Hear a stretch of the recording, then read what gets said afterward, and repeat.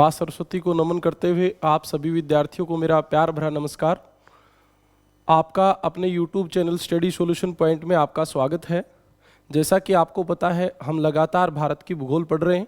उसी कड़ी में आज हमारा अगला जो टॉपिक है वो है भारत का अपवाह तंत्र, यानी भारत की नदियाँ।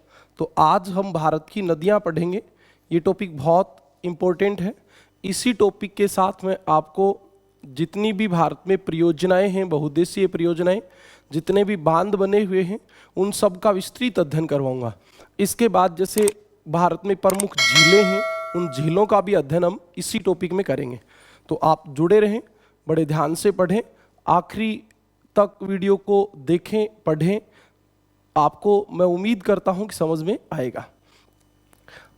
अपवाह तंत्र, सबसे पहली बात है कि अपवाह तंत्र होता क्या है। तो कोई भी नदी जहाँ से बहती है वो नदी होती है, और उसकी जितनी सहायक नदियाँ होती हैं वो सब मिलके एक नदी तंत्र बनाती हैं। क्या बनाती हैं? नदी तंत्र।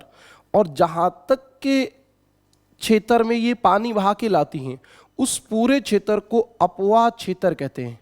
क्या कहते हैं? अपवाह क्षेत्र। तो हम भारत की नदियों को पढ़ने से पहले इसके थोड़ा बैकग्राउंड में जाके स्टार्टिंग से बात करते हैं।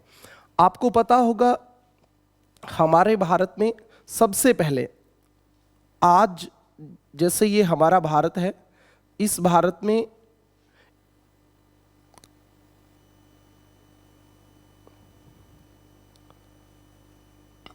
यहाँ हमारे हिमालय पर्वत है। उस हिमालय पर्वत के दक्षिण में सबसे दक्षिणी श्रेणी जो है वो शिवालिक श्रेणी है। शिवालिक श्रेणी। आज जहां शिवालिक श्रेणी है, प्राचीन काल में यहां एक नदी बहती थी, और उस नदी का नाम था हिंद ब्रह्मा। हिंद ब्रह्मा। तो आपको पता होना चाहिए, आज जहां भारत में शिवालिक श्रेणी है, वहां प्राचीन काल में हिंद ब्रह्मा नाम की एक नदी बहती थी। आप ऐसे समझ सकते हो, प्राचीन भारत में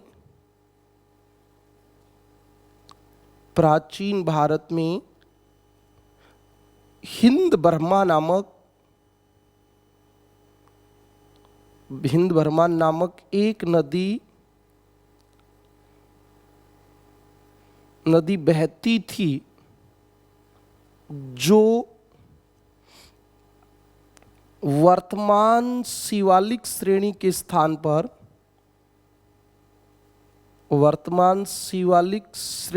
स्थान पर, किधर से किधर बहती थी? पूर्व से पश्चिम बहती थी। अब ये तो बात इतिहास की हो गई, तो हम इसमें ये कैसे बताएंगे कि यहां जो नदी बहती थी ये किसने बताया? तो ये सर सिडनी बुरार्ड ने बताया। किसने बताया? सर सिडनी बुरार्ड ने। अब यह आपका क्वेश्चन कंप्लीट होता है। आपसे पूछा जाएगा, वर्तमान में जहां शिवालिक श्रेणी है वहां प्राचीन काल में कौन सी नदी बहती थी? तो आप बताओगे वहां प्राचीन काल में हिंद ब्रह्मा नामक एक नदी बहती थी। और ये हिंद ब्रह्मा किधर से किधर बहती थी? पूर्व से पश्चिम, यानी कि ये यहाँ से इधर जाती थी और यहाँ जाके सिंध की खाड़ी में गिरती थी। सिंध की खाड़ी में। और ये बात हमें किसने बताई? सर सिडनी बुरार्ड ने। तो आपकी एक बात कंप्लीट हुई। उसके बाद आप देखें, प्राचीन काल में आपने एक सरस्वती नदी का नाम सुना होगा। बहुत सारे बच्चों ने सुना है।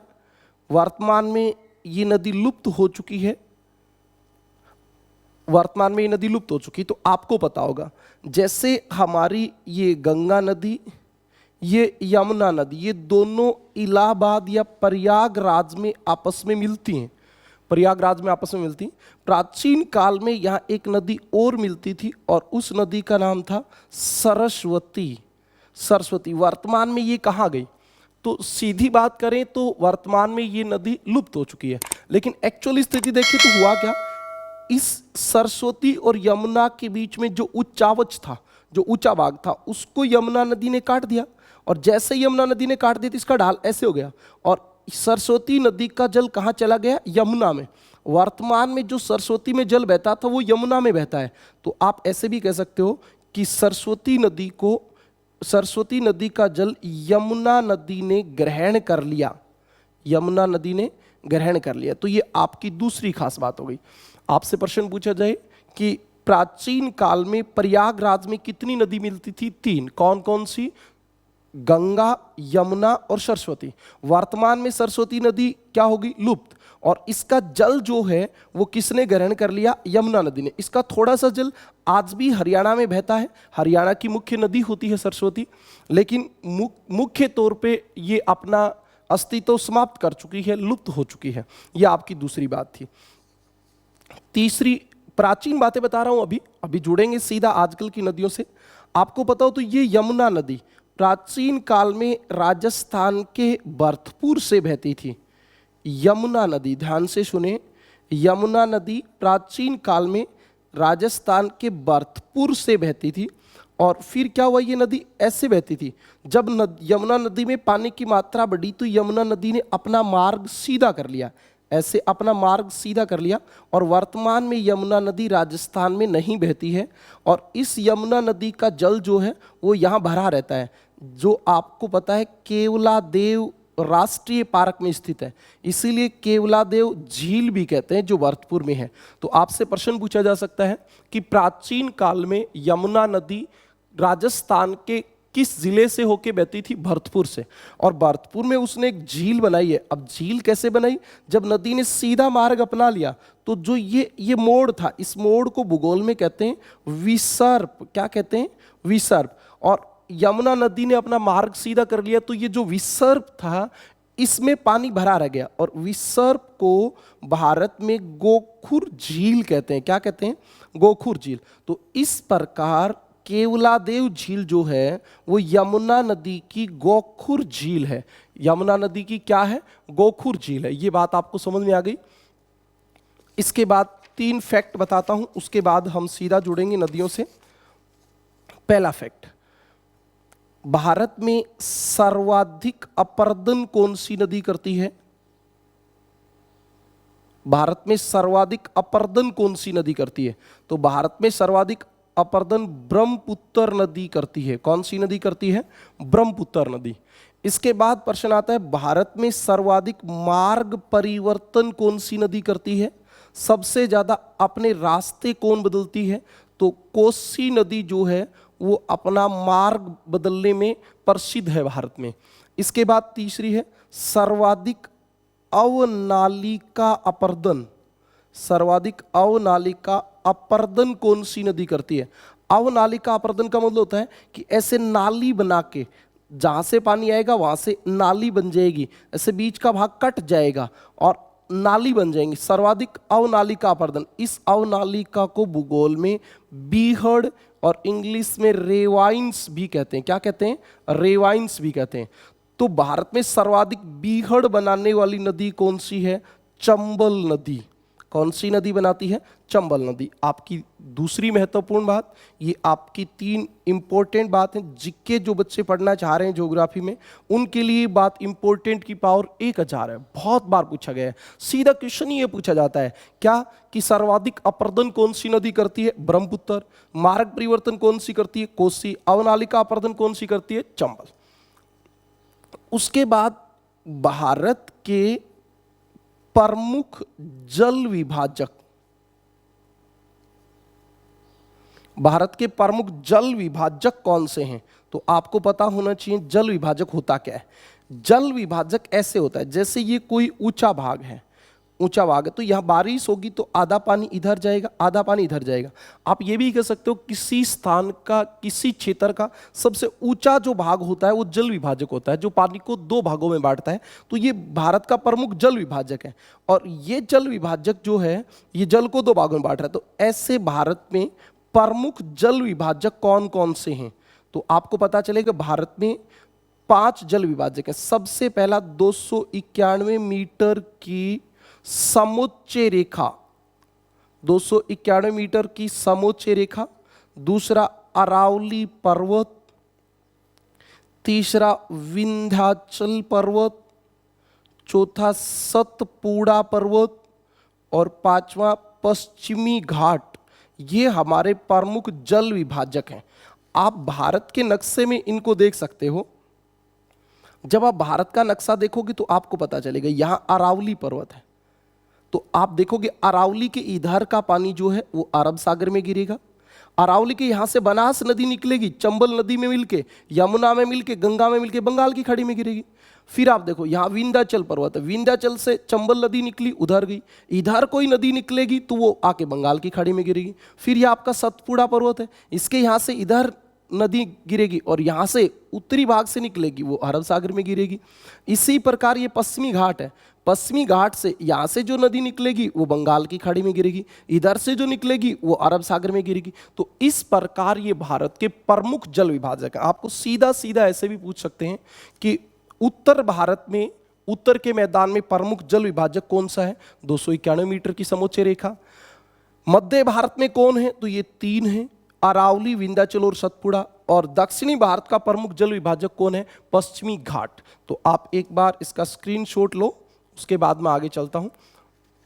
वैसे मैं आपको बता दूं कि इस टॉपिक के भी मैं नोट्स आपको पीडीएफ के तौर पे टेलीग्राम चैनल पे देने वाला हूं, और आपका जो टेलीग्राम चैनल है वो इसी नाम से है, स्टडी सॉल्यूशन पॉइंट के नाम से।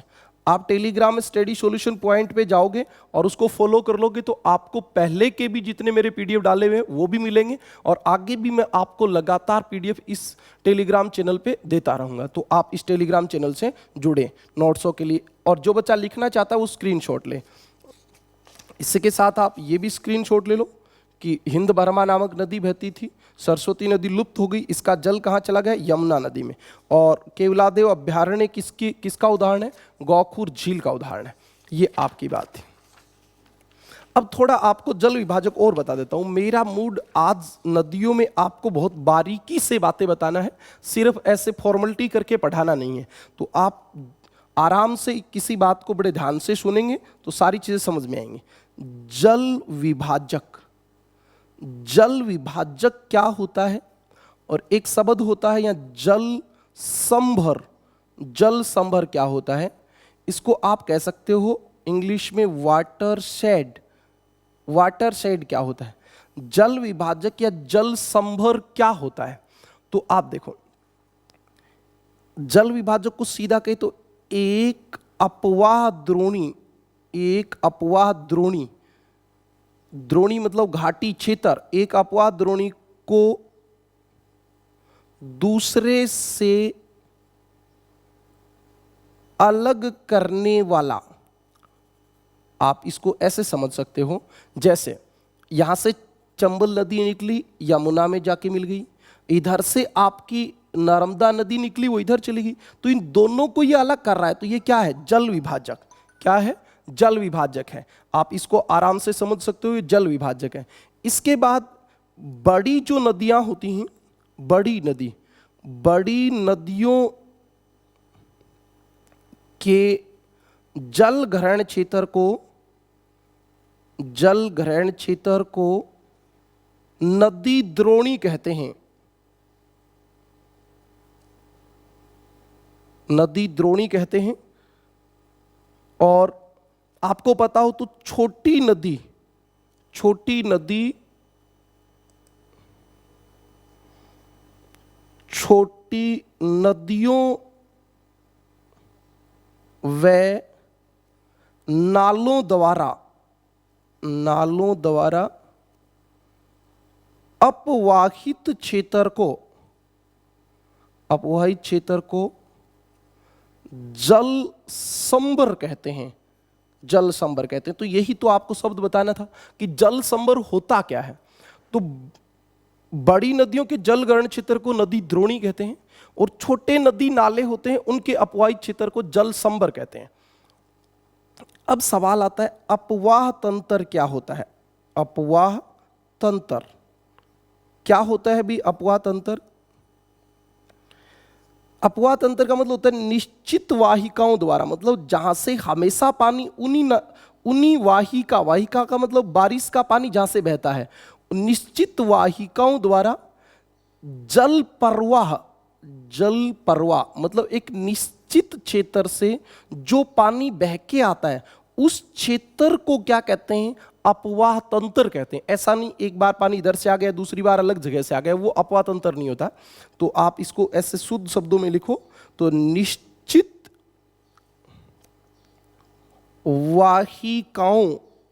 वाहिकाओं के माध्यम से हो रहे जल प्रवाह को अपवाह कहते हैं, अपवाह कहते हैं भाई। और इन वाहिकाओं का मतलब होता है बारिश का पानी जहां से बह के आता है उनको। इन वाहिकाओं के जाल को जैसे एक वाहिका होगी ऐसी अनेक वाहिका हो गई तो ये जाल बन गया है। इन वाहिकाओं के जाल को अपवाह तंत्र कहते हैं, अपवाह तंत्र कहते हैं। ये छोटी छोटी बातें आपको बहुत परेशान करती हैं। जब आपसे पूछ लिया जाता है कि अपवाह तंत्र किसे कहते हैं, जहाँ तक का जल बह के आता है उसको कहते हैं, नदी के मुख्य मार्ग को कहते हैं, नदी व उसकी सहायक नदियों को कहते हैं। तो इसका मतलब यही हुआ, नदी व उसकी सहायक नदियों को अपवाह तंत्र कहते हैं या वाहिकाओं के जाल को अपवाह तंत्र कहते हैं। अब यहाँ मैं आपको थोड़ी सी और एक अच्छी बात बताना चाहता हूँ कि अपवाह तंत्र को कौन प्रभावित करता है। अपवाह तंत्र को प्रभावित करने वाले कारक, ये आपको गाइड वाइडों में नहीं मिलते तो बहुत दिमाग लगाने की जरूरत होती है, ऐसे क्वेश्चन आते हैं। अपवाह तंत्र को प्रभावित करने वाला कौन कौन करता है अपवाह तंत्र को प्रभावित? सबसे पहले भूवैज्ञानिक समयावधि, भूवैज्ञानिक समयावधि कि समय की वो अवधि जिसमें कोई भी क्षेत्र बनकर तैयार हुआ है वो अपवाह तंत्र को प्रभावित करेगा। 2 नंबर, चट्टानों की प्रकृति एवं संरचना। आप समझते हो यदि चट्टान अवसादी हैं तो वो कट जाएंगी, आगन्य हैं तो वो नहीं कटेंगी, तो ये अपवाह तंत्र को प्रभावित करते हैं। 3 नंबर, स्थलाकृति कि वहां स्थलाकृति कैसी है। स्थलाकृतियों का मतलब होता है पर्वत, पठार, मैदान, ये सब। 4 नंबर, अपवाह तंत्र को प्रभावित करता है ढाल। कौन करता है? ढाल। 5 नंबर, बहते जल की मात्रा। पानी ज्यादा होता है तो अपने रास्ते में आने वाले अवरोध को भी काट देता है। और 6 नंबर जो करता है वो करता है बहाव की अवधि कि कितने समय से वहां पानी बह रहा है। ये सब कारक आपके अपवाह तंत्र को प्रभावित करने वाले कारक होते हैं। कौन कौन अपवाह तंत्र को प्रभावित करते हैं? भूवैज्ञानिक समयावधि, चट्टानों की प्रकृति एवं संरचना, स्थलाकृति, ढाल, बहते जल की मात्रा और बहाव की अवधि।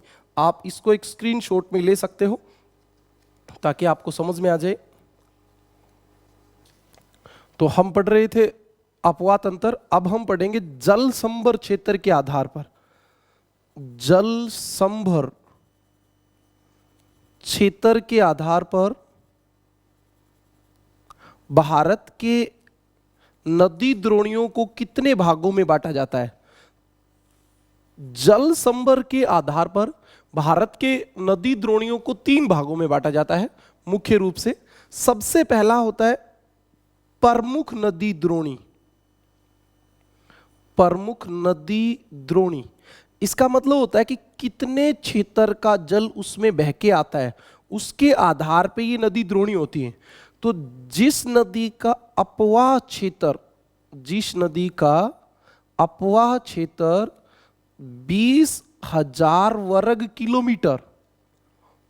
किलोमीटर से अधिक होता है उसको कहते हैं प्रमुख नदी द्रोणी। और भारत में 14 नदी द्रोणी ऐसी हैं जिनका अपवाह क्षेत्र 20,000 वर्ग किलोमीटर से अधिक है। तो आपको सीधा एक क्वेश्चन पूछ लिया जाएगा, भारत में प्रमुख नदी द्रोणी वाली कितनी नदियां हैं?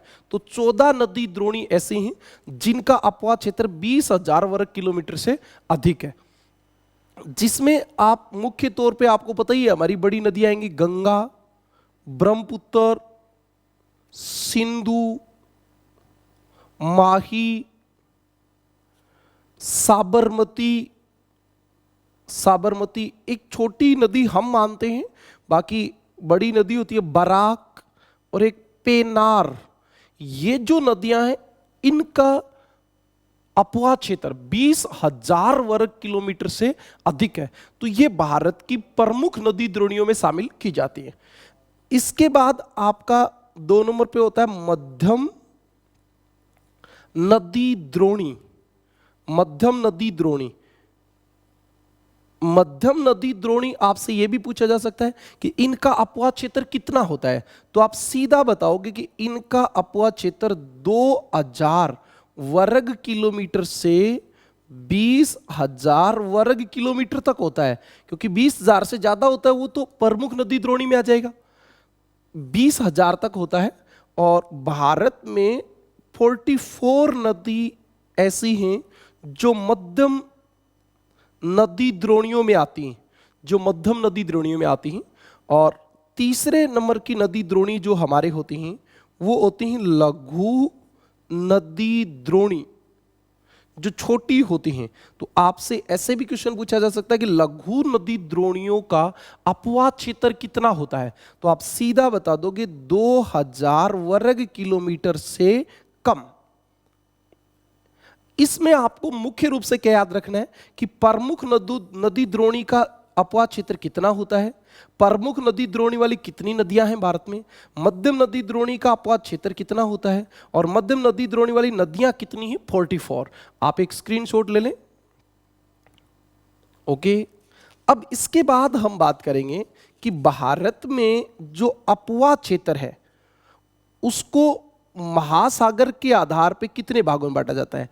वैसे देखें तो भारत की सभी नदियां हिंद महासागर में गिरती हैं, सभी नदी हिंद महासागर में गिरती हैं, लेकिन हिंद महासागर के भी तो 2 भाग हैं, एक बंगाल की खाड़ी, बंगाल की खाड़ी, और दूसरा अरब सागर। एक बंगाल की खाड़ी और एक अरब सागर। तो अब यहां सवाल यह बन जाता है कि भारत की कुल अपवाह क्षेत्र का कितना प्रतिशत भाग बंगाल की खाड़ी का है और कितना अरब सागर का है। तो आप सीधा सीधा याद रखिए 77% भाग जो है वो बंगाल की खाड़ी में। क्यों? क्योंकि भारत की मुख्य जो बड़ी नदियां हैं गंगा, यमुना, ब्रह्मपुत्र, और उत्तर के मैदान में बहने वाली अधिकांश नदियां गंगा में मिलती हैं। इसके अलावा दक्षिण भारत की महानदी गोदावरी, कृष्णा, कावेरी, आप जितनी भी देखोगे ब्रह्मपुत्र यहीं गिरती है, गंगा यहीं गिरती है, महानदी गोदावरी, कृष्णा, कावेरी, तो अधिकांश नदियां ही तो बंगाल की खाड़ी में गिरती हैं। तो भारत में 77% अपवाह क्षेत्र जो है वो बंगाल की खाड़ी का है, और 23% अपवाह क्षेत्र जो है वो अरब सागर का है। क्योंकि अरब सागर में गिरने वाली नदियों की बात करें तो एक तो सिंधु नदी है, सिंधु।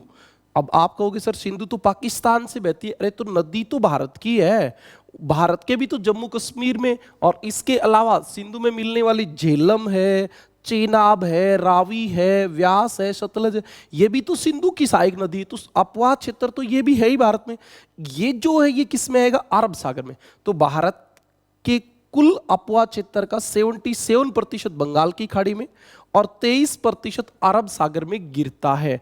अरब सागर में मुख्य नदी कौन है? सिंधु है, माही है, और इसके अलावा लूनी है, नर्मदा है, ताप्ती है, पेरियार है। ये जो नदियां हैं ये अरब सागर में गिरती हैं। ये तो बात बंगाल की खाड़ी में अरब सागर में गिरने के आधार पे था। क्षेत्र के आधार पे कि कहां बहती हैं, इसके आधार पे भारत के अपवाह तंत्र को 2 भागों में बांटा जाता है। और आपका पहला जो अपवाह तंत्र है वो हिमालय का है। हम पहले हिमालय का लेते हैं। हिमालय का अपवाह तंत्र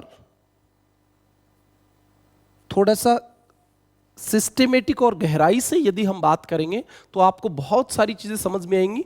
आप ध्यान देखिए, इससे जुड़े रहे तो आप देखोगे जैसे हिमालय से जो नदियां आती हैं वो भारत में कहां बहती हैं। तो आपको पता है हिमालय से जो भी नदी आएगी वो उत्तर भारत में बहेगी। कहां बहेगी? उत्तर भारत में। तो आपको पता है हिमालय यही तो है तो हिमालय से आने वाली नदियां उत्तर भारत में बहती हैं और यहाँ से होके बंगाल की खाड़ी अरब सागर में गिर जाती हैं। तो आप हिमालय के अपवा क्षेत्र को उत्तर भारत का अपवा भी कह सकते हो, उत्तर भारत का अपवा भी कह सकते हो, क्योंकि उत्तर भारत में हिमालय से आने वाली नदियां उत्तर भारत में बहेंगी। बिल्कुल। अब मैं आपको एक बात बताना चाहता हूं, हमारा जो हिमालय बना, हिमालय के 3 पार्ट है। ये आपकी काराकोरम श्रेणी, लद्दाख श्रेणी, लद्दाख श्रेणी तिब्बत में भी है, और जास्कर श्रेणी। इसका नाम है ट्रांस हिमालय भौतिक प्रदेश। जिसने वीडियो नहीं देखा है वो डिस्क्रिप्शन में जाके इसका लिंक दिया हुआ है, हिमालय भाग 1, उसमें देख सकता है। यहाँ लद्दाख श्रेणी को तिब्बत में कैलाश श्रेणी कहते हैं, और इस श्रेणी में यह एक झील है मानसरोवर झील, मानसरोवर झील। और आपको पता भी होगा कि मानसरोवर झील से भारत की 3 मुख्य नदी निकलती हैं। यहाँ से एक नदी आती है सिंधु, एक नदी आती है सतलज, और एक नदी आती है ब्रह्मपुत्र। ये 3 नदी यहां मुख्य रूप से बहती हैं, आपको पता भी होगा। अब सवाल एक उत्पन्न ये होता है कि जब तक ये हिमालय नहीं बना था, जब तक ये उत्तर का मैदान नहीं बना था, क्योंकि मानसरोवर झील तो पहले ही बन गई थी। हिमालय में सबसे पहले कौन बनी? काराकोरम श्रेणी, और काराकोरम के बाद लद्दाख, तो लद्दाख में मानसरोवर झील बन गई, और इस झील से 3 नदी निकली। तो जब उत्तर का मैदान और मुख्य हिमालय नहीं था, तब ये तीनों नदी कहाँ गिरती थी? तो आपको समझ में आनी चाहिए, क्योंकि तब यहाँ क्या था? टेथिस सागर। क्या था भी? टेथिस सागर। तो आपको पता होना चाहिए कि जब हिमालय पर्वत नहीं बना था, तो मानसरोवर झील से आने वाली सिंधु, सतलज व ब्रह्मपुत्र नदी। अब आप कहोगे सर गंगा कहाँ गिरती थी? तो बेटा गंगा तो बनी तब है जब मुख्य हिमालय बना है। गंगा तो मुख्य हिमालय से निकल के आती है, तो ये आपको याद रखना है। इसके अलावा प्रायद्वीपीय पठार से आने वाली चंबल, बेतवा, केन, सोन, ये जो आज गंगा के अपवा तंत्र की नदी हैं, ये भी पहले किस में गिरती थी? टेथिस सागर में। तो ये आपसे क्वेश्चन पूछा जा सकता है, तो मैं आपको बता दूं, सिंधु, सतलज, ब्रह्मपुत्र, सिंधु, सतलज, ब्रह्मपुत्र, और प्रायद्वीपीय पठार से आने वाली चंबल, बेतवा, केन और सोन, ये जो नदी हैं, 3 ये और 4 ये, 7, ये सातों नदी जब तक उत्तर का मैदान नहीं बना था, जब तक हिमालय नहीं बना था, मुख्य हिमालय, मध्य हिमालय, शिवालिक हिमालय जब तक नहीं बना था, तब तक ये सारी की सारी नदी कौन से सागर में गिरती थी? टेथिस सागर में। किस में गिरती थी भी? टेथिस सागर में। अब हुआ क्या? उस समय ये इस टेथिस सागर में अवसाद, रेत, मिट्टी, कंकड़, पत्थर का जमाव करती थी, और ये टेथिस सागर भर गया। अब भरने के बाद इस प्रायद्वीपीय पठार ने, प्रायद्वीपीय पठार जिसको उस समय क्या कहा जाता था? गोंडवाना लैंड। क्या कहा जाता था? गोंडवाना लैंड। इस गोंडवाना लैंड ने इस टेथिस सागर की टक्कर मारी, और टक्कर मारने से इसके अवसाद में मोड़ पड़े, तब क्या बना? हिमालय। तो आपको ये बात पता होनी चाहिए कि जब तक हिमालय नहीं बना था, उत्तर का विशाल मैदान नहीं बना था, तब तक ये नदियां टेथिस सागर में गिरती थी, और फिर इस टेथिस सागर में मोड़ पड़ने से ही क्या बना? हिमालय। अब जो बात मैंने कही वो बात समझ में आई? इसलिए ये सिंधु, सतलज और ब्रह्मपुत्र पूर्ववर्ती नदी हैं। कैसी नदी हैं? पूर्ववर्ती नदी। बहुत से बच्चों को नहीं पता होता पूर्ववर्ती नदी होती क्या है। पूर्ववर्ती नदी का मतलब होता है जो अपने रास्ते में, अपने मार्ग में जितने परिवर्तन हुए, उन परिवर्तनों को नजरअंदाज करते हुए वहीं से बहती रही। आप देखो, ये सिंधु नदी आ रही है, ये सतलज आ रही है। अब सतलज आ रही है, उसके बाद यहां मुख्य हिमालय बना है, लेकिन मुख्य हिमालय बनता गया, फिर भी सतलज नदी यहीं से बहती गई, सिंधु नदी यहां से ही बहती गई, और ब्रह्मपुत्र नदी भी यहीं से बहती गई। और इसीलिए आपको पता हो तो सिंधु नदी ने सिंधु गॉर्ज और सतलज नदी ने सिपकीला गॉर्ज, और आपकी ब्रह्मपुत्र नदी ने कोरबा गॉर्ज का निर्माण किया है। बहुत सारे बच्चों को गॉर्ज का नहीं पता होता क्या होता है। गॉर्ज या कैनियन, जब कोई भी नदी अपने मार्ग में स्थित पर्वतीय भाग को एकदम ऐसे खड़ा काट देती है, और ऐसे ये दोनों तरफ पर्वत हो गया और यहां नदी इसके बीच में बह रही है, तो आपको पता है ये गॉर्ज होता है। और जब ये बहुत गहरा हो जाता है तो ये कैनियन हो जाता है। सिंधु नदी 5666 मीटर गहरा गोर्ज बनाती है। आप समझो कि 5666 मीटर खड़ी ढाल बना के पहाड़ के अंदर से बहती है। क्यों? क्योंकि पहाड़ ऐसे ऊपर उठता गया, नदी उसको काटती गई, दोनों तरफ से किनारे उठ गए और बीच वाला भाग कट गया, वही तो गोर्ज है। बात समझ में आई होगी। उसके बाद हिमालय की जो नदियां हैं उनकी और क्या खास बात है। हिमालय की नदी 12 मासी हैं। कैसी हैं? 12 मासी, पूरे साल बहती हैं। क्यों? क्योंकि हिमालय की नदियां हिमानी से निकलती हैं, और हिमानी से निकलेंगी तो 12 महीने तो बहेंगी। उसके बाद ये नदी गॉर्ज, जो मैंने अभी बताया क्या होता है, इसी का बड़ा रूप क्या होता है? Canyon, gorge canyon. वी आकार घाटी का मतलब होता है जब ये पर्वत वी आकार में कट जाए तो वी आकार घाटी। इसके अलावा श्रीपिकाएं क्या होती हैं? कॉस्केड भी कहते हैं इसको। क्या होता है ये? और एक जल प्रपात बनाती हैं। जल प्रपात, ये बात आपको पता है, ये भी पता है, वी आकार घाटी पता है। श्रीपिका क्या होती है? जैसे ये नदी का मार्ग है और नदी में पानी ऐसे ऐसे उछल के आए, लेकिन ये टिकता रहे, ऊपर से गिरे नहीं, वाटरफॉल। यदि ये ढाल ऐसे ऐसे हो जाएगी तो पानी ऊपर से नीचे गिरेगा तो जल प्रपात होगा, और ऐसे गुड़ के आएगा तो ये क्या होगा? एक श्रीपिका। तो हिमालय से आने वाली नदी गॉर्ज, कैनियन, वी आकार घाटी, एक श्रीपिका, जल प्रपात बनाती है। ये तो आपकी बात हो गई। इसके बाद मैं आपको बताता हूं, जब ये नदी समतल मैदान में पहुंच जाती है, ये तो पर्वतों की बात है, जब ये नदी मैदान में पहुंचती है, हिमालय की नदी मैदान में तो पहुंचेंगी, मैदान में पहुंचेंगी तो सबसे पहले ये समतल घाटियां बनाएंगी। घाटियों का मतलब सिर्फ इतना होता है, पहाड़ों के बीच में मैदानी भाग, तो ये समतल घाटियां बनाएंगी। इसके बाद गोखुर झील, इसी क्लास में मैंने बताया गोखुर झील क्या होती है। जब नदी विसर्प बनाती हुई बहती है ऐसे, और फिर वो बाढ़ आने पर अपना मार्ग सीधा कर लेती है, तो ये जो विसर्प, जो टेढ़ा भाग होता है, ये इससे अलग हो जाता है, और जब ये अलग हो जाता है तो इसको गोखुर झील कहते हैं। गोखुर झील बनाती हैं, बाढ़ का मैदान बनाती हैं, और एक जो इंपॉर्टेंट बात है वो है कि गुम्फित वाहिकाएं बनाती हैं। गुम्फित वाहिकाएं क्या होती हैं? जैसे ये नदी है, पहाड़ से नीचे उतरी, नीचे उतरते ही इसकी अनेक शाखाएं हो जाएंगी, ऐसे अनेक, और फिर ये वापिस एक हो जाएंगी, तो ये अनेक शाखाओं में विभक्त होके वापिस एक हो जाना गुम्फित वाहिका कहलाता है। क्या कहलाता है? गुम्फित वाहिका। ये बात समझ में आई? तो ये आपकी हिमालय की नदियों की मुख्य विशेषता थी। हिमालय की नदियों को उत्तर भारत का अपवा तंत्र भी कहते हैं। इसमें सिंधु, सतलज, ब्रह्मपुत्र ऐसी नदी हैं जो तक हिमालय नहीं बना था तो ये टेथी सागर में गिरती थी। नीचे वाली प्रायद्वीपीय पठार से आने वाली में चंबल, बेतवा, केन और सोन भी ऐसी थी जो पहले टेथी सागर में गिरती थी।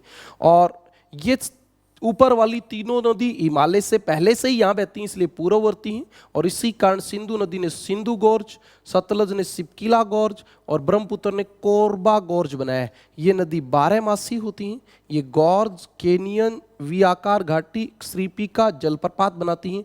समतल मैदान में समतल घाटी बनाती हैं, गोखुर झील बनाती हैं, मैदान बनाती हैं, और गुम्फित वाहिकाएं बनाती हैं। ये आपकी बात थी। आप एक बार स्क्रीनशॉट ले सकते हो। वैसे मैं पीडीएफ भेजूंगा, आप टेलीग्राम चैनल इसका फॉलो कर सकते हो। इसके बाद थोड़ा सा मैं आपको इसका ऐतिहासिक विकास भी बता देता हूं।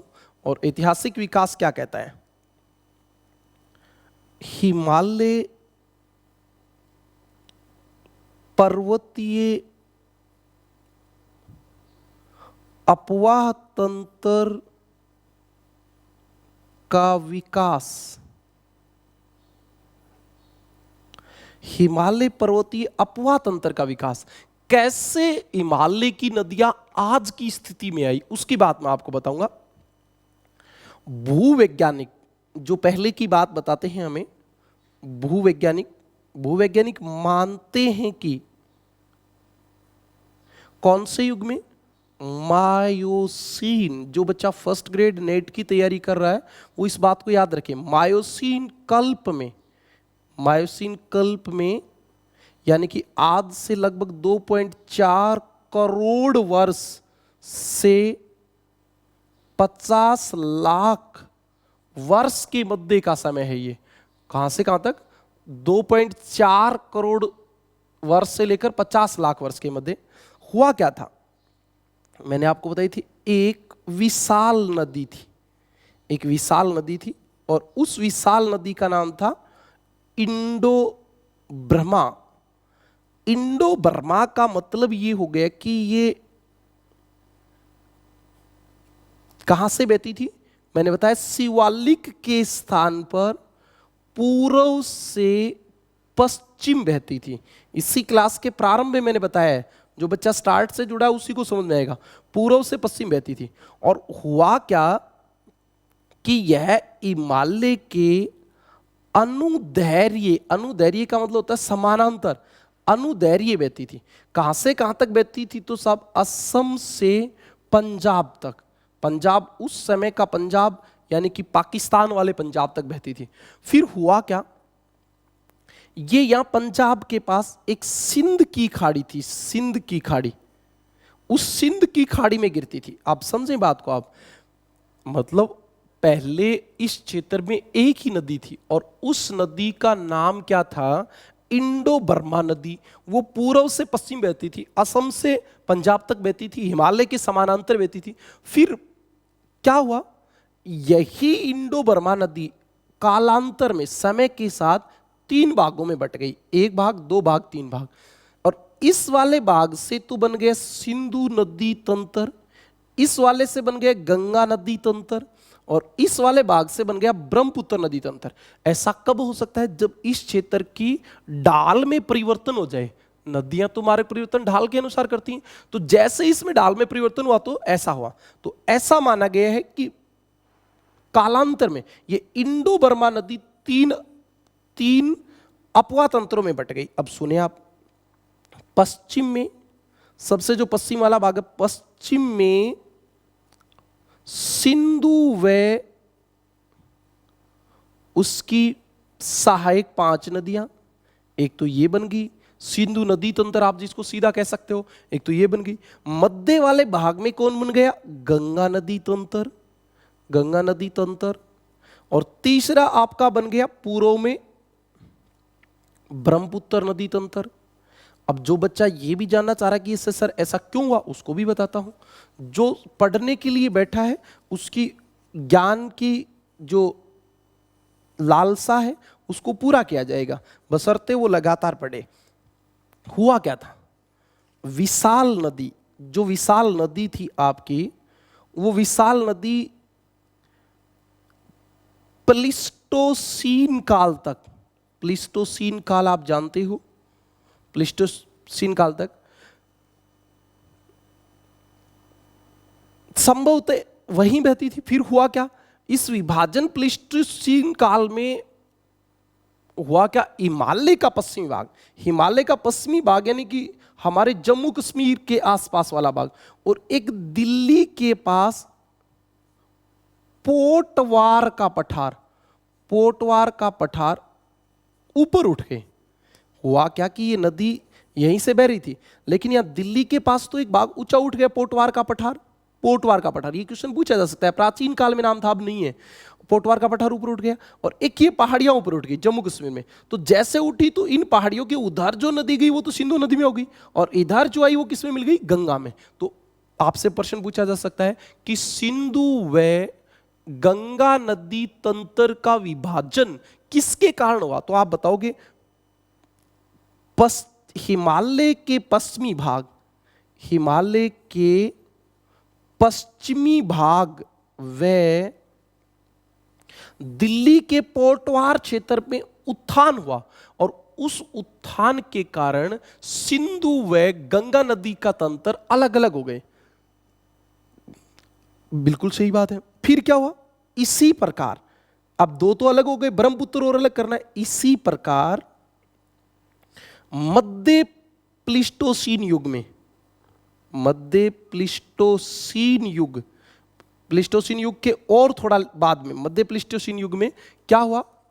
मध्य प्लीस्टोसीन युग में राजमहल की पहाड़ी, राजमहल की पहाड़ी आप जानते हो, झारखंड के पूर्वी भाग में स्थित है। राजमहल की पहाड़ी व मेघालय पठार, आपको पता है मेघालय का पठार, राजमहल की पहाड़ी छोटा नागपुर पठार के पूर्वी भाग में। जैसे आप भारत में देखो तो ये छोटा नागपुर पठार, इसके यहां राजमहल की पहाड़ी और ये मेघालय का पठार, और इनके बीच में आपको पता भी है ये क्या है? मालदा गैप, जिसको आज हम मालदा गैप या बंगाल का मैदान कहते हैं। भौतिक प्रदेश में मैंने बहुत अच्छे से ये चीजें क्लियर की हैं, तभी मैं कहता था भौतिक प्रदेश में समय चाहे लगे लेकिन आपको ध्यान से पढ़ना चाहिए, क्योंकि आगे का सारा सिस्टम भूगोल का इसी पे निर्धारित करता है। तो इन दोनों के बीच में मालदा गैप जो क्षेत्र है, इसका क्या हुआ? अधोक्षेपण हुआ। क्या हुआ? अधोक्षेपण, जिसको आप बोल सकते हो डाउनवार्ड, डाउनवार्ड, डाउनवार्ड। ये नीचे धस गया साहब।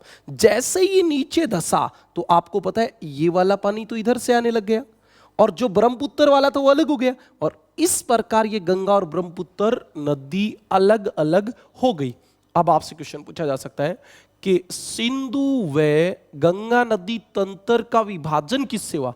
हिमालय के पश्चिमी भाग व पोटवार पठार में उत्थान के कारण। और गंगा और ब्रह्मपुत्र का विभाजन किसके कारण हुआ? मालदा गैप के नीचे धंसने के कारण। तो इस प्रकार आपका ये हुआ। एक छोटी सी बात और बता दूं आपको, ये जो सारी बातें हैं ये बहुत इंपॉर्टेंट है और सेकंड ग्रेड वगैरह में तो खूब आती हैं, क्योंकि नदी जो टॉपिक होता है उससे सबसे ज़्यादा क्वेश्चन राजस्थान में सेकंड ग्रेड में आते हैं। एचटेट में भी अभी जो पीछे 2019 में जो दिसंबर में एचटेट हुआ था उसी में पूछा गया था ब्रह्मपुत्र की कौन सी सहायक नदी दाईं ओर से मिलती है। तो बिल्कुल नदियों से क्वेश्चन आते हैं, तो आप लगातार जुड़े रहें, इस बात को हम धीरे धीरे समझेंगे। अब हम नदी तंत्र लेंगे और सबसे पहला हिमालय की मुख्य नदियों में हम कौन सा ले लेते हैं? सिंधु नदी तंत्र। सिंधु नदी तंत्र, सिंधु नदी तंत्र। आप बात को ध्यान से सुने, सिंधु नदी तंत्र में क्या क्या आएगा? तो कोई भी जहां नदी तंत्र लग जाए उसका मतलब उसकी सारी सहायक नदियां, जैसे ये आपकी सिंधु नदी है। सिंधु नदी के अलावा इसमें ऊपर की ओर बात करें दाईं ओर तो शौक नदी मिलती है, काबुल नदी मिलती है, इधर आपकी झेलम नदी है, झेलम के बाद चेनाब है, चेनाब के बाद रावी है, रावी के बाद व्यास है, और इसी सतलज के पास से सिंधु के पास से सतलज आती है, और ये सब आपस में मिलके सिंधु में मिलती हैं। तो ये सभी नदियां एक साथ क्या बन गई? सिंधु नदी तंत्र। तो ये विश्व के विशालतम नदी तंत्रों में से एक है। इसका क्षेत्रफल है 11.65 लाख वर्ग किलोमीटर। अभी मैं सिंधु नदी की बात नहीं कर रहा हूं, सिंधु नदी तंत्र की बात कर रहा हूं। और इसमें से 3.21 लाख वर्ग किलोमीटर का जो क्षेत्र है वो कहां है? भारत में। वो कहां है भी? भारत में, बिल्कुल। इस नदी तंत्र की मुख्य नदी कौन सी है? तो मैं आपको बताऊं, पूरे नदी तंत्र की सिंधु खुद नदी है मुख्य। इसके बाद यहां से शुरू हो जाओ, ये झेलम आपकी, ये चेनाब, ये रावी, और ये व्यास, और ये आपकी सतलज। ओके, इसके अलावा ऊपर की बात करें, इधर से देखो, इधर से कोई भी नदी चलती है, जिधर चली उधर ही आप चलो, इधर मुंह करके, तो आपका दायां दाईं ओर होगा। ये दाईं ओर की नदी है, ये बाईं ओर की नदी है। ये तो भारत वाली बाईं ओर की। दाईं ओर से कौन कौन सी नदी मिलती है? सबसे पहले भारत में ही एक नदी मिलती है दाईं ओर से, शौक। शौक नदी के अलावा जैसे आप बात करो तो एक नदी मिलती है जास्कर, एक नदी मिलती है गोमल, ये याद रखनी है भाई, गोमल। गोमल के अलावा दरास, दरास के अलावा कुर्रम, कुर्रम, कुर्रम के अलावा काबुल, काबुल को तो आप जानते हो अफगानिस्तान की मुख्य नदी है काबुल। और एक गिलगिट नदी। ये जो आपकी नदी हैं ये इसमें मिलती हैं। कौन कौन सी? सिंधु, झेलम, चेनाब, रावी, व्यास, सतलज, शौक, जास्कर, गोमल, द्रास, कुर्रम, काबुल, गिलगिट। ये सभी नदी एक साथ मिलके क्या बनाती हैं? सिंधु नदी तंत्र बनाती हैं। और ये जो नदी तंत्र है भारत के परिप्रेक्ष्य में देखें तो ये भारत का सबसे पश्चिमी नदी तंत्र है, पश्चिमी नदी तंत्र। अब आपको एक बार इसका तो क्या स्क्रीनशॉट लोगे, छोड़ दो। अब मैं आपको एक एक नदी की बात बताऊंगा। सिंधु नदी, बड़े ध्यान से सुने, सिंधु नदी। यदि आपको सिर्फ ये मन में सोचना था कि सर नदी पढ़नी है तो मैं बोर्ड पे भी आपको पढ़ा सकता था, लेकिन मेरा कागज पे पढ़ाने का उद्देश्य ये कि छोटी छोटी बारीक बारीक चीजें मैं आपको बताता चलूं ताकि आपकी नॉलेज में वृद्धि हो, न कि सिर्फ आपने जितना पढ़ा है उतना ही पढ़ें।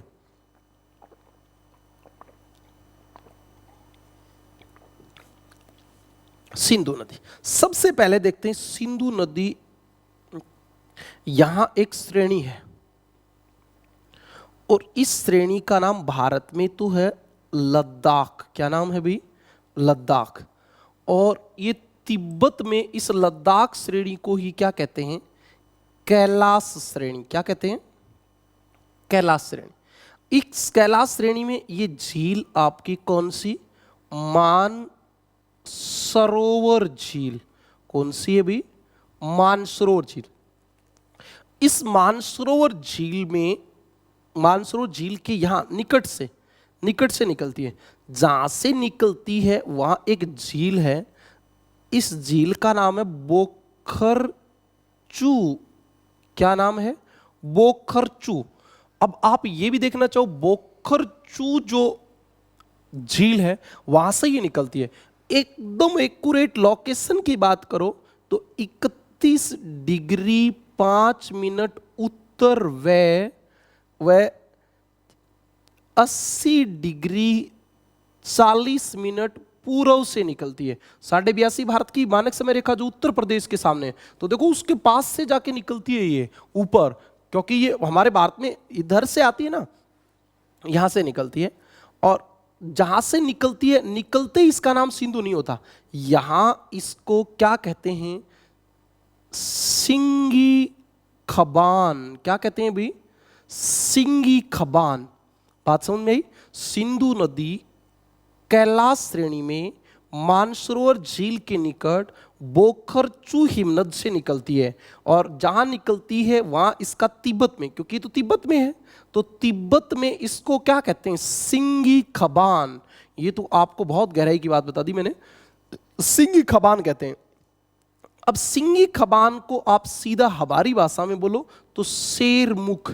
और इसलिए जिक्के वाले जो बच्चे हैं उनसे यह भी पूछा जा सकता है कि भारत की कौन सी नदी शेर के मुख से निकलती है, तो सिंधु नदी निकलती है। अब ये यहां से देखो, यहां से निकलती है, तो ये आपको पता है ये कौन सी श्रेणी है? लद्दाख। और इधर श्रेणी है जास्कर। ये कौन सी है? लद्दाख। और ये कौन सी है? जास्कर। तो ये अगला प्रश्न बन गया कि ये लद्दाख व जास्कर श्रेणियों के मध्य से समानांतर बहती है। और यहां आके भारत जो शुरू होता है वो दमचोक के निकट यह नदी भारत में प्रवेश करती है। भारत में प्रवेश करती है। ये भारत के वर्तमान लद्दाख से बहती हुई, और फिर लद्दाख के बाद बाल्टिस्तान जो पीओके में स्थित है, बाल्टिस्तान से होती हुई गिलगित से बहती है। और फिर एक ऐसे खड़ा मोड़ बनाती है और खड़ा मोड़ बना के ये पाकिस्तान में प्रवेश कर जाती है। पाकिस्तान में ये कहां से प्रवेश करती है? चिल्लास से। चिल्लास नामक स्थान से यह नदी पाकिस्तान में प्रवेश करती है। कहां से करती है? चिल्लास नामक स्थान से। दमचौक से भारत में प्रवेश किया, फिर भारत के लद्दाख में भी, फिर पीओके वाले बाल्टिस्तान गिलगित में चली गई, फिर चिल्लास के पास पाकिस्तान में चली गई। अब देखो, पाकिस्तान में जाने के बाद यहां ये मैदान में प्रवेश करती है और ये कौन सा स्थान है? एटक। पाकिस्तान के एटक में सिंधु नदी मैदान में प्रवेश करती है। आपको पल पल की जानकारी देता हुआ चल रहा हूं मैं, आप देखते चलें। तो सिंधु नदी चिल्लास से पाकिस्तान में प्रवेश करती है और इसके बाद एटक जो स्थान है ये भी पाकिस्तान में है और पाकिस्तान में एटक जो स्थान है वहां सिंधु नदी मैदान में प्रवेश करती है। ये क्वेश्चन आपसे पूछा जा सकता है कि सिंधु नदी मैदान में कहां प्रवेश करती है? तो सिंधु नदी एटक पाकिस्तान में मैदान में प्रवेश करती है।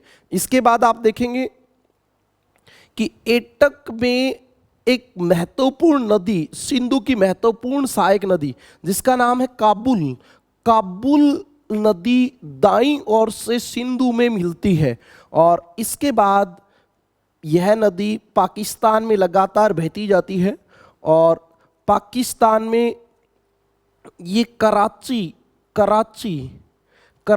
अरब सागर के तट पर स्थित बंदरगाह है। कराची के पूर्व में सिंधु नदी कहाँ गिरती है? अरब सागर में। कहाँ गिरती है भी? अरब सागर में। इससे पहले आप देखो, यहां एक स्थान का नाम है पाकिस्तान में मिथनकोट। क्या नाम है? मिथनकोट। पाकिस्तान में मिथनकोट। यहां पे सिंधु नदी में पंचनद का जल मिलता है। पंचनद कौन सी नदी होती है? ये आपकी एक नदी होती है झेलम। झेलम के बाद ये एक नदी होती है चेनाब। झेलम और चेनाब झंग नामक स्थान पर आपस में मिलती हैं। ये झंग भी पाकिस्तान में ही है। और इसके बाद आपकी एक नदी आती है रावी और ये रावी मुल्तान के पास सिंधु में मिलती है।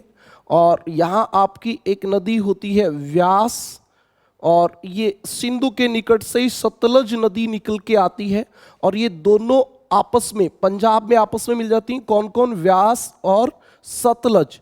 और ये दोनों आपस में मिलकर और पाकिस्तान में चली जाती हैं। पाकिस्तान में यह चेनाब में मिलती है अलीपुर के पास और उसके बाद ये नदी जो है मिथनकोट में सिंधु नदी में मिल जाती है। तो आपका यहां से एक क्वेश्चन बनेगा और वो क्वेश्चन क्या बनेगा वो देखो।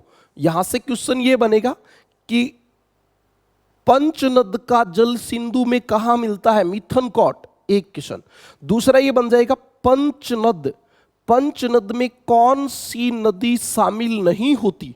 और आपको ऑप्शन देंगे व्यास, रावी, चेनाब, झेलम और सिंधु। तो आप देखो, सिंधु नदी पंचनद में शामिल नहीं है। पंचनद 5 नदी पंजाब वाली, ये पंचनद में कौन कौन है? झेलम, चेनाब, रावी, व्यास और सतलज।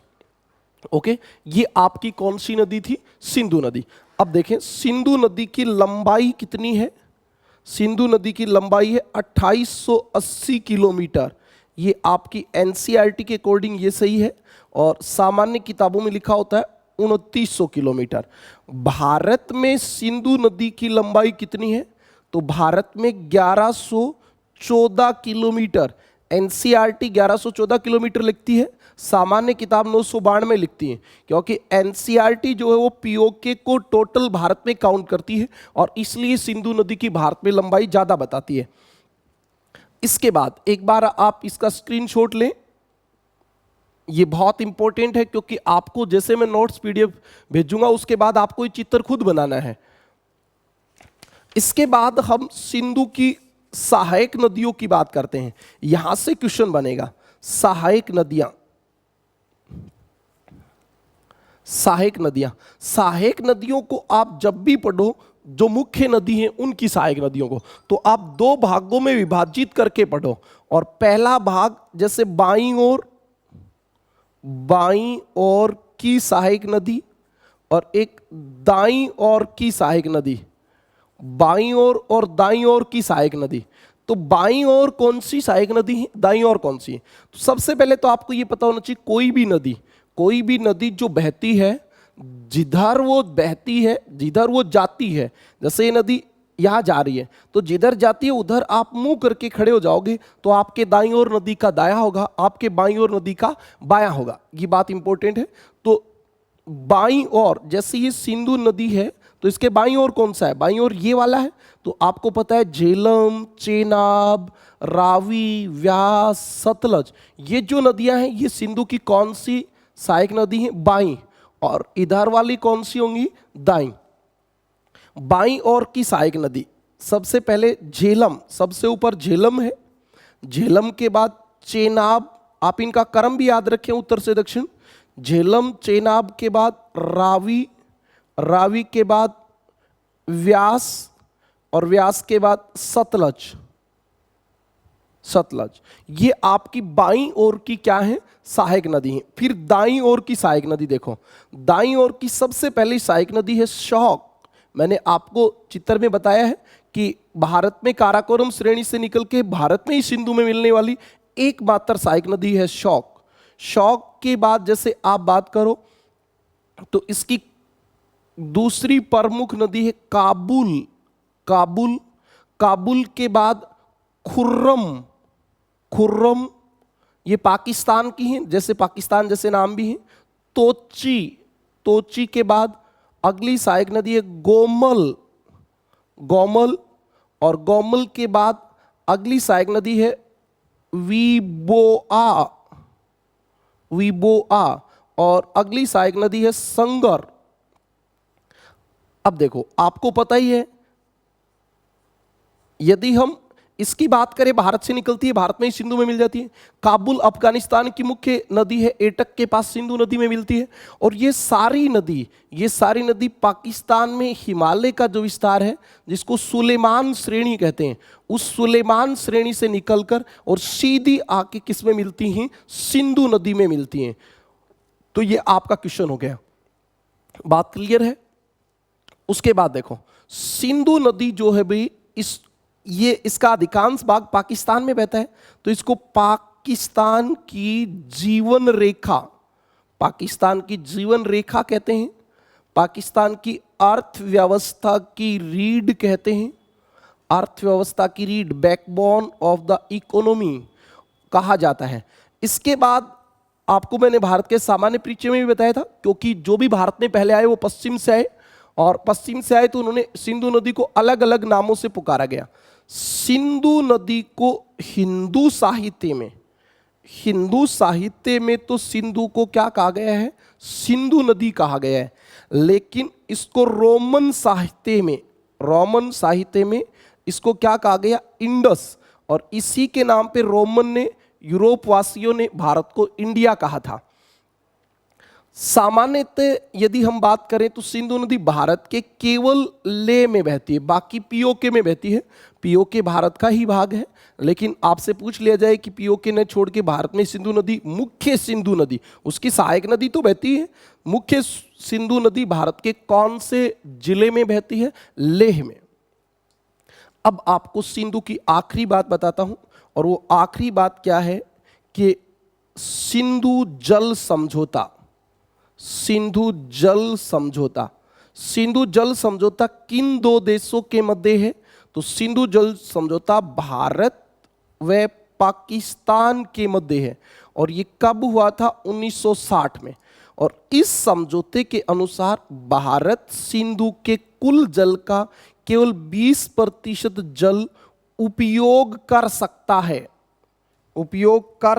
है, केवल 20%। और ये सिंधु नदी तंत्र का है, न कि अकेली सिंधु का। ये जितनी सहायक नदी, झेलम, चेनाब, रावी, व्यास, सतलज, इनका केवल 20% जल ही भारत उपयोग कर सकता है। और भारत इस जल का उपयोग भारत के किन राज्यों में करता है? पंजाब में, हरियाणा में और पश्चिमी राजस्थान में। आपको पता है व्यास और सतलज के संगम से इंदिरा गांधी नहर निकाली गई है, जो मरुस्थल में सिंचाई का काम करती है। तो ये आपकी कौन सी नदी थी? सिंधु नदी।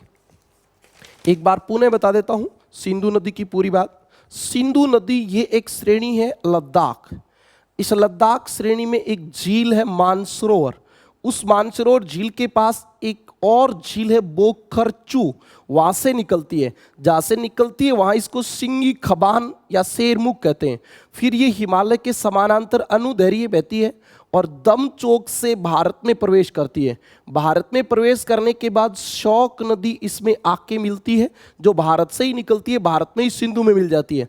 उसके बाद ये ले के बाद बाल्टिस्तान गिलगित से होती हुई और चिल्लास के पास पाकिस्तान में प्रवेश करती है। पाकिस्तान में प्रवेश करने के बाद एटक में यह नदी मैदान में प्रवेश करती है। एटक में अफगानिस्तान की मुख्य नदी काबुल नदी आके सिंधु में मिलती है। और इसके बाद मिथनकोट में पाकिस्तान में सिंधु में पंचनद का जल मिलता है। पंचनद का मतलब 5 नदियों का, जिसमें झेलम, चेनाब, रावी, व्यास और सतलज मुख्य नदी हैं। और इसके बाद ये नदी कराची जो बंदरगाह है उसके पूर्व में, कराची के पूर्व में अरब सागर में गिर जाती है। कुल लंबाई 2880 किलोमीटर है, 2900 भी बता देते हैं। भारत में 1114 किलोमीटर है। ये दोनों आंकड़े आपके NCERT के, तो ये ज़्यादा विश्वसनीय है, इनको याद रखें। फिर मैंने बताया सिंधु की सहायक नदियाँ। तो सिंधु की जो सहायक नदी थी, बाईं ओर की झेलम, चेनाब, रावी, व्यास, सतलज, और दाईं ओर से शौक, काबुल, खुर्रम, तोची, गोमुल, विबोवा, संगर, ये पाकिस्तान की नदी हैं जो सिंधु में आके मिलती हैं, सुलेमान श्रेणी से निकलती हैं। और इसे पाकिस्तान की जीवन रेखा, अर्थव्यवस्था की रीढ़ कहते हैं। हिंदू साहित्य में इसको सिंधु नदी कहते हैं, और रोमन साहित्य में इंडस नदी कहते हैं। और सिंधु जल समझौते के अनुसार भारत इस पूरे नदी परिक्रम का 20% जल उपयोग कर सकता है, इससे ज़्यादा उपयोग नहीं कर सकता। तो ये आप एक बार स्क्रीनशॉट ले लो। ओके, इसके बाद हम सिंधु की सहायक नदियों की बात करेंगे। तो आपके सामने था अभी चित्र, ये सिंधु नदी थी, और सिंधु की मुख्य सहायक नदियों में ये आपकी एक नदी थी, कौन सी? झेलम। झेलम, तो झेलम की बात बताऊं तो मैं, आप झेलम जो है वो पीर पंजाल श्रेणी, पीर पंजाल श्रेणी आपको पता होना चाहिए, पीर पंजाल श्रेणी, और इधर मुख्य हिमालय के मध्य कश्मीर घाटी है। तो ये यहाँ पीर पंजाल श्रेणी के इधर से निकलती है, और यहाँ से निकल के ये और फिर बहती है कश्मीर घाटी से। तो कहाँ से निकलती है ये? तो पीर पंजाल श्रेणी में वेरीनाग झील, कौन सी झील से? वेरीनाग झील के निकट की भी बात करो, एक्यूरेट, तो एक झील है शेषनाग झील, उस शेषनाग झील से निकलती है। और उसके बाद ये श्रीनगर के पास से होती हुई, किसके पास से होती हुई? श्रीनगर के पास से होती हुई, और यहाँ पे ये एक झील बनाती है, वुलर झील बनाती हुई बहती है, और पाकिस्तान और भारत की सीमा बनाती है। पाकिस्तान और भारत की सीमा बनाती है 170 किलोमीटर, जो लगभग मुजफ्फराबाद, जो कि पीओके की राजधानी है, उससे लेकर मंगला तक 170 किलोमीटर में झेलम नदी भारत और पाकिस्तान की सीमा बनाती है। इसके बाद देखो, ये नदी जो है पाकिस्तान में चली जाती है, और पाकिस्तान में अभी मैंने बताया भी था आपको, जंग नामक स्थान पे ये कौन सी नदी में मिल जाती है? जो पीछे से चेनाब नदी आती है उसमें मिल जाती है। तो इस प्रकार ये चेनाब की सहायक होती है वैसे मुख्य तौर पे, और ये चेनाब में मिल गई। चेनाब में इधर से रावी भी मिलेगी, और ये व्यास और सतलज आपस में मिलके, और मिथनकोट में कहाँ मिल जाएंगी? मिथनकोट में पाकिस्तान में सिंधु में मिल जाएंगी। तो आप झेलम नदी की कुछ बातें सुने। झेलम नदी का उद्गम कहाँ है? कश्मीर घाटी, ये कश्मीर घाटी है, इसके दक्षिण और पूर्व, कश्मीर घाटी के दक्षिण पूर्व में स्थित पीर पंजाल श्रेणी से ये नदी निकलती है। ओके, उसके बाद ये क्या करती है? श्रीनगर के निकट वूलर झील से बहते हुए, वूलर झील से बहते हुए गॉर्ज, मैं कल के इसी वीडियो में पीछे बता चुका हूं, गॉर्ज बनाकर पाकिस्तान में प्रवेश करती है। कहां प्रवेश करती है? पाकिस्तान में। इसके बाद आप देखोगे तो पाकिस्तान में कौन सा स्थान है जहां ये चेनाब में मिल जाती है? तो पाकिस्तान के जंग में किस में मिल जाती है? चेनाब में, चेनाब में मिल जाती है। ये भारत और पाकिस्तान की 170 किलोमीटर लंबी अंतरराष्ट्रीय सीमा बनाती है। अंतरराष्ट्रीय सीमा, अंतरराष्ट्रीय सीमा कहां से कहां तक बनाती है? तो आप बता सकते हो मुजफ्फराबाद, कहां से कहां तक? मुजफ्फराबाद से मंगला तक। मंगला राजस्थान में भी है, लेकिन ये जम्मू कश्मीर वाला है। मुजफ्फराबाद से मंगला तक ये सीमा बनाती है। और ये नदी थोड़े क्षेत्र में नौकायन योग्य भी है। और कहां से कहां तक? अनंतनाग से बारामूला, बारामूला आपको पता है पीर पंजाल श्रेणी का एक दर्रा है, वहां तक, अनंतनाग से बारामूला तक ये जो नदी है भी, ये क्या है? नौकायन योग्य। नौकायन का मतलब है कि समतल भाग में बहती है और इसलिए इसमें नौका चलाई जा सकती है। इस नदी की कुल लंबाई कितनी है? कुल लंबाई, शाबाश बताओ कमेंट में। कुल लंबाई 724 किलोमीटर। और फिर इसके बाद सहायक नदी कौन सी है? किसकी? झेलम की। तो झेलम की सहायक नदी है किशन गंगा, किशन गंगा। और एक है लीदर और एक है पुंछ नदी, पुंछ नदी। आपको सबसे इंपॉर्टेंट ये बात याद रखनी, किशन गंगा वाली। क्यों?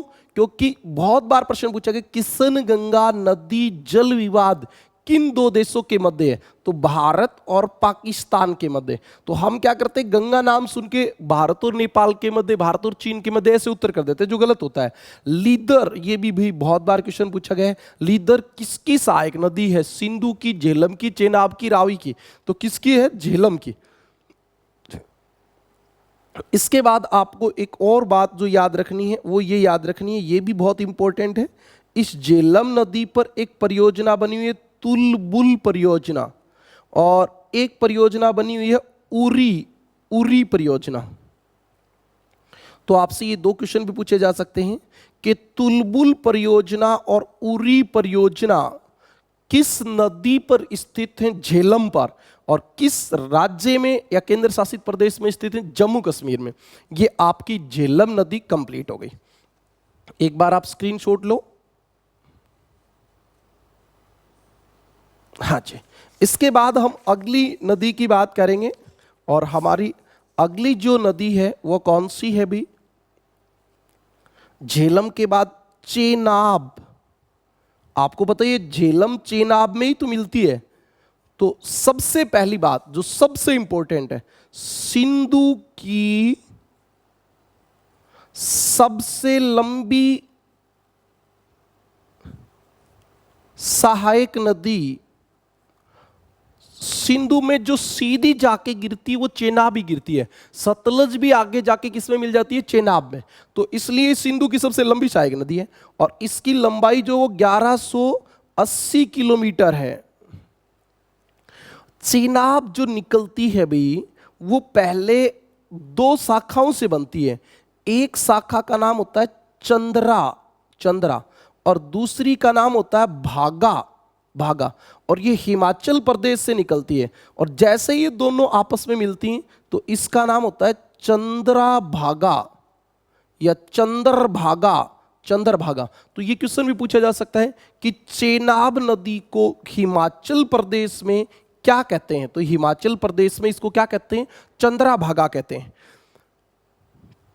अब बात आती है कि निकलती कहां से? तो यहां एक दर्रा है और इस दर्रे का नाम है बारामूला, सॉरी भाई बारामूला नहीं, बारालाचा, बारालाचा जो दर्रा है उसके पास से एक ओर से चंद्रा और एक तरफ से भागा नदी निकलती हैं, और ये आपके हिमाचल प्रदेश में दोनों मिलती हैं तो चंद्रभागा कहते हैं।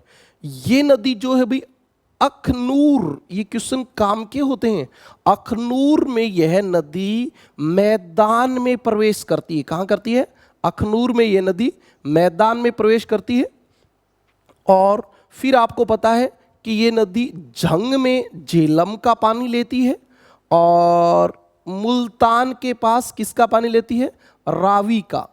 ये रावी और ये झेलम और ये आपकी चेनाब है ही दोनों मिलके, और इनका दोनों का जल लेके और मिथनकॉट, कहाँ पे? मिथनकॉट पाकिस्तान में सिंधु नदी में मिल जाती है। तो ये आपकी बात हुई। अब एक बात और होती है, पाकिस्तान का जो यहाँ पाकिस्तान का जो बहावलपुर है, उस बहावलपुर में अलीपुर स्थान का नाम है अलीपुर। उस अलीपुर में व्यास और सतलज का जल भी किस में मिल जाता है? व्यास और सतलज का जल भी किस में मिल जाता है? चेनाब में। तो इस प्रकार चेनाब ही पांचों नदियों का जल लेके सिंधु नदी में जाके मिलती है। आपको ये बात पता होनी चाहिए। और ये सब नदी जाके मिथनकॉट में सिंधु नदी में मिल जाती हैं। अब आपको याद रखनी है, इस नदी पर दो परियोजना बनी हुई है। एक का नाम है दुलहस्ती परियोजना, दुलहस्ती परियोजना, और दूसरी आपकी है बगलीहार परियोजना। कौन सी परियोजना? बगलीहार परियोजना। ये दोनों ही परियोजना J&K में और चेनाब नदी पर स्थित हैं। चेनाब नदी पर स्थित हैं, आप ये बात याद रखेंगे। और ये आपकी कौन सी नदी कंप्लीट हो गई? चेनाब। ओके, झेलम और चेनाब दोनों कंप्लीट हो गई।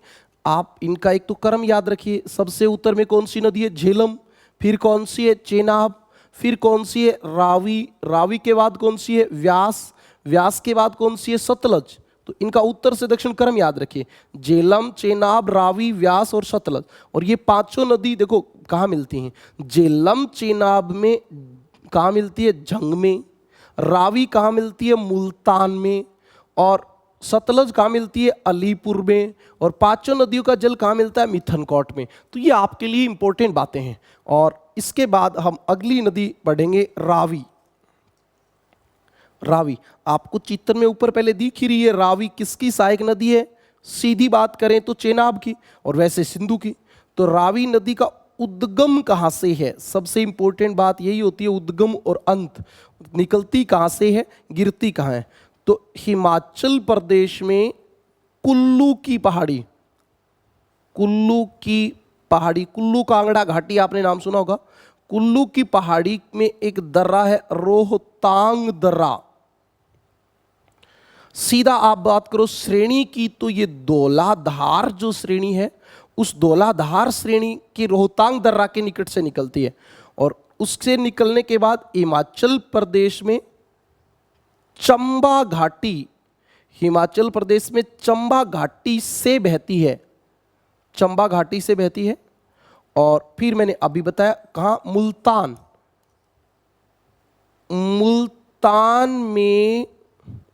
मुल्तान में चेनाब में मिल जाती है, चेनाब में मिल जाती है। मुल्तान जहाँ है वहाँ चेनाब में मिल जाती है। और लाहौर जो पाकिस्तान का शहर है वो इसी रावी नदी के किनारे स्थित है। अब हम हमारे भारत की दो बात कर लेते हैं। पंजाब में रावी नदी पर एक बांध बना हुआ है, और उस बांध का नाम है थीन बांध। सब बांध आप याद रखोगे। थीन बांध किस नदी पर है? रावी पर। किस राज्य में है? पंजाब में। ओके, उसके बाद आपको पता हो तो ये पंजाब की सबसे छोटी नदी है। तो आप कहोगे सर छोटी कैसे? छोटी इसलिए है भाई, ये हिमाचल प्रदेश से निकली फिर पाकिस्तान में चली गई, तो पंजाब के केवल थोड़े से भाग से बहती। पंजाब से होकर बहने वाली सबसे छोटी नदी जो है वो कौन सी है? रावी। ओके, उसके बाद इसका स्क्रीनशॉट आप लेना चाहो तो ले सकते हो। जो बच्चा ध्यान से सुन रहा है उसको कुछ लेने की आवश्यकता नहीं है, पेपर में सीधा सही आंसर करके आएगा, बशर्ते दिमाग लगा के पढ़े। हमारी अगली जो नदी है वो कौन सी है? व्यास। व्यास, व्यास नदी आपको पता है कहां से निकलती है? जहां से रावी निकलती है। हिमाचल प्रदेश में रोहतांग दर्रे के पास, रोहतांग दर्रे के पास एक जगह है व्यास कुंड। ये तो नाम दे दिया व्यास नदी के नाम पे। व्यास कुंड से निकलती है। और फिर ये नदी कौन सी घाटी में बहती है? कुल्लू। अरे इसीलिए तो मैं बता रहा हूं, नहीं तो आप रावी नदी को भी कुल्लू घाटी में बहा दोगे, जो गलत है। रावी नदी चंबा घाटी में बहती है और व्यास नदी कुल्लू घाटी में बहती है। और हरिके, हरिके नामक स्थान है।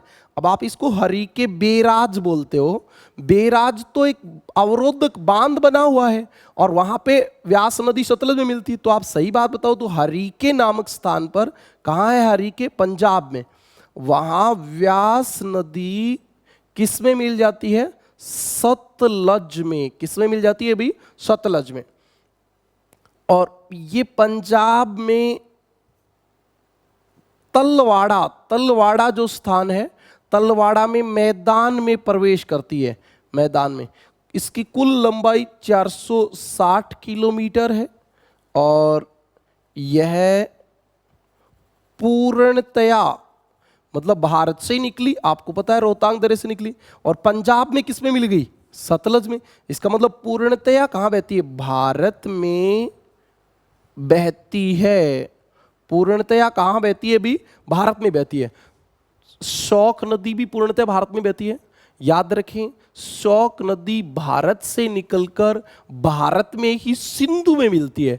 व्यास नदी निकलती भारत से है, बहती भारत में, लेकिन मिलती किसमें? सतलज में। आपसे क्वेश्चन पूछ लिया जाए ऐसी कौन सी नदी है जो भारत से निकल के भारत में ही सिंधु में मिलती है, तो उसका नाम है शौक। और पूर्णतः भारत में बहने वाली सिंधु नदी तंत्र की नदी, तो वो कौन सी है? व्यास। इस नदी पर हिमाचल प्रदेश में एक बांध बना हुआ है और उस बांध का नाम है पोंग बांध। कौन सा बांध है भी? पोंग बांध। तो आप एक स्क्रीनशॉट ले लो, इतनी ही बातें हैं इसकी। पोंग बांध, ओके, स्क्रीनशॉट हो गया। तो अब हम अगली बात करेंगे और हमारी सिंधु की सहायक नदियों में आखिरी नदी सतलज। सतलज की आप बात करो तो इसकी कुल लंबाई 1450 किलोमीटर है। भारत में 1050 किलोमीटर है। भारत में 1050 किलोमीटर है। किताब में जो लिखा है एनसीईआरटी में वही मैं आपको बता रहा हूं, ये मेरी तरफ से कुछ भी नहीं है, आंकड़े एनसीईआरटी के ही हैं। ये नदी निकलती कहां से? तो मैंने जब सिंधु नदी बताई तब बताई थी आपको कि तिब्बत में मानसरोवर झील, मानसरोवर झील के पास, मानसरोवर झील के पास सिंधु नदी तो बोखरचू नदी से निकलती है और ये निकलती है राक्षस ताल से, राक्षस ताल झील से निकलती है। ताल का मतलब वहां नीचा स्थान होता है, नीचा स्थान होगा, पानी भरेगा तो झील हो जाएगी। और आपको पता है तिब्बत में इस नदी को, तिब्बत में सतलज नहीं कहते हैं, तिब्बत में इसका नाम होता है लोंगचेन, लोंगचेन खबाब। क्या नाम होता है भी? लोंगचेन खबाब। लोंगचेन खबाब, तिब्बत में इसे लोंगचेन खबाब कहते हैं। और ये निकलने के बाद देखो एक बार थोड़ा सा मानचित्र में देखें, ये मानसरोवर झील है। कौन सी झील है? मानसरोवर झील। यहां से सिंधु नदी निकल के आती है और ऐसे पाकिस्तान में चली जाती है। यहीं से सतलज नदी निकलती है और ये पहले लगभग 400 किलोमीटर तक सिंधु के समानांतर बहती है। और जहां समानांतर बहती है उसको भूगोल की भाषा में याजू नदी कहते हैं। बहुत इंपॉर्टेंट बात होती है याजू नदी। और इसके बाद ये हमारे पता ही है आपको, मैंने बताया भी है, सिपकिला दर्रा। सिपकिला दर्रा या सिपकिला गॉर्ज से प्रवेश करती है, जो कि हिमाचल प्रदेश में स्थित है और हिमालय का सबसे चौड़ा व सबसे नीचा दर्रा है। क्योंकि नदी बड़ी है, सिंधु नदी तो समानांतर बहेगी, इसलिए इसने दर्रा बनाया ही नहीं। और ये भारत में सिपकिला दर्रे से प्रवेश करती है। भारत से प्रवेश करने के बाद, अब आपको मैंने बताया था कि ये सतलज नदी तो हिमालय बनने से भी पहले की है। तो इस प्रकार ये कैसी नदी है? पूर्ववर्ती नदी है। कैसी नदी है भी? पूर्ववर्ती। उसके बाद ये भारत में प्रवेश करती है। भारत में हिमाचल प्रदेश और पंजाब से बहती है। पंजाब में इसके किनारे लुधियाना और फिरोजपुर नगर स्थित हैं। और आपको पता है हरीके नामक स्थान पर इसमें कौन सी नदी मिल जाती है? व्यास। और फिर ये आगे पाकिस्तान में चली जाती है और अलीपुर में इसमें चेनाब नदी मिल जाती है। और ये सब मिलके मिथनकोट में किसमें मिल जाती हैं? सिंधु में। ओके।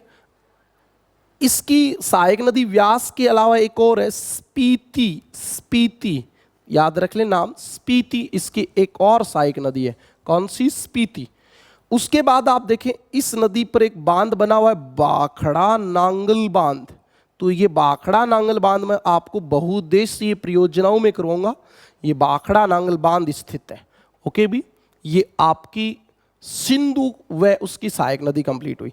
एक बार मैं आपको पुणे सिंधु व सिंधु की सहायक नदियों का पूरा क्रम बता देता हूं, आप बड़े ध्यान से समझें। ये मानसरोवर झील, इसके पास से सिंधु नदी निकली। सिंधु इधर लद्दाख श्रेणी और इधर जास्कर श्रेणी, उन दोनों के मध्य से बहके और दमचौक से भारत में प्रवेश करती है। फिर भारत के लद्दाख के लेह में बहती हुई और चिल्लास नामक स्थान से पाकिस्तान में प्रवेश कर जाती है। इससे पहले इसमें एक सहायक नदी मिलती है, शौक नदी। और फिर ये एटक के पास मैदान में प्रवेश करती है, जहाँ इधर अफगानिस्तान से एक नदी आती है, काबुल नदी आती है। मिथनकोट में भारत के पंजाब में बहने वाली पंचनद का जल इसमें मिल जाता है। कहाँ पे? मिथनकोट में। और इसके बाद आप देखोगे मिथनकोट के बाद तो आपको पता चलेगा कि इसके बाद ये नदी कराची जो है, कराची, उस कराची के पूर्व में कहाँ गिर जाती है? अरब सागर में। इसके बाद आप मोटी मोटी बात याद रखें, इसकी सहायक नदियों में एक ये झेलम। कौन सी नदी? झेलम। झेलम के बाद कौन सी थी? चेनाब, जिसको हिमाचल प्रदेश में चंद्रभागा कहा गया था। ये दोनों पाकिस्तान के झंग नामक स्थान पे आपस में मिलती हैं। इसके बाद ये आपकी एक नदी है रावी नदी चेनाब में कहाँ मिलती है? मुल्तान में। और ये आपकी नदी व्यास, और यहाँ से एक नदी आती है, कौन सी? व्यास। ये व्यास और ये सतलज, ये दोनों पंजाब के हरीके बैराज में आपस में मिलती हैं और चेनाब में पाकिस्तान के अलीपुर में मिलती हैं। और फिर मिथनकोट में इनका जल किस में मिल जाता है? सिंधु नदी में मिल जाता है। ये आपकी पूरा क्रम था, इसका समझ में आया होगा ऐसी उम्मीद करते हैं। आप इसका स्क्रीनशॉट ले सकते हैं। इससे अगले वीडियो में हम गंगा नदी तंत्र की बात करेंगे, तो आप लगातार और एंड तक पूरा वीडियो देखें, आपको बिल्कुल समझ में आएगा। धन्यवाद, कल फिर मिलेंगे।